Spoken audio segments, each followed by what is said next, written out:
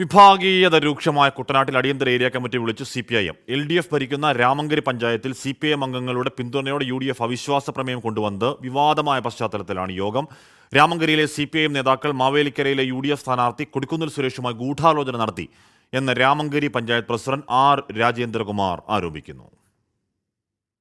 രാമങ്കരി പഞ്ചായത്ത് ഭരണസമിതിക്കെതിരെ കോൺഗ്രസ് കൊണ്ടുവന്ന അവിശ്വാസ പ്രമേയത്തെ CPIM പിന്തുണച്ചത് നേതൃത്വത്തിന്റെ അനുമതിയോടെ അല്ലെന്നാണ് വിശദീകരണം.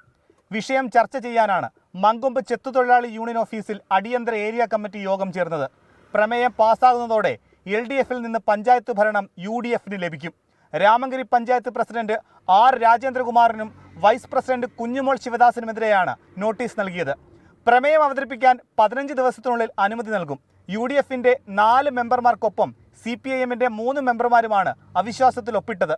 അവിശ്വാസത്തിന് പിന്നിൽ കോൺഗ്രസുമായി CPIM ഉണ്ടാക്കിയ ലോക്സഭാ തെരഞ്ഞെടുപ്പ് ഡീലാണെന്ന് പഞ്ചായത്ത് പ്രസിഡന്റ് R. രാജേന്ദ്രകുമാർ ആരോപിച്ചു. കേരളത്തിൻ്റെ ചരിത്രത്തിൽ ഇതുവരെ കോൺഗ്രസിനോടൊപ്പം അവിശ്വാസത്തിൽ ഒപ്പിട്ട് CPM കൊടുത്ത ഒരു സംഭവം എൻ്റെ ഓർമ്മയിൽ ഇല്ല എന്നുള്ളതാണ്. അപ്പോൾ CPM കോൺഗ്രസും ഒരുമിച്ച് ചേർന്ന് അവിശ്വാസം കൊടുത്തു. കുട്ടനാട്ടിലെ കടുത്ത വിഭാഗീയതയെ തുടർന്ന് CPIM വിട്ട മുൻ ഏരിയ കമ്മിറ്റി അംഗമാണ് രാജേന്ദ്രകുമാർ. എന്നാൽ രാജേന്ദ്രകുമാർ ഔദ്യോഗികമായി രാജിക്കത്ത് നൽകുകയോ പാർട്ടി പുറത്താക്കുകയോ ചെയ്തിട്ടില്ല. കഴിഞ്ഞ ഓഗസ്റ്റിൽ രാജേന്ദ്രകുമാറിനെ അനുകൂലിക്കുന്ന 200-ലധികം CPIM മെമ്പർമാർ CPIയിൽ ചേർന്നിരുന്നു. ഇതോടെയാണ് കുട്ടനാട്ടിൽ CPIM രാജേന്ദ്രകുമാറുമായി പ്രശ്നത്തിലായത്. 24 ആലപ്പുഴ.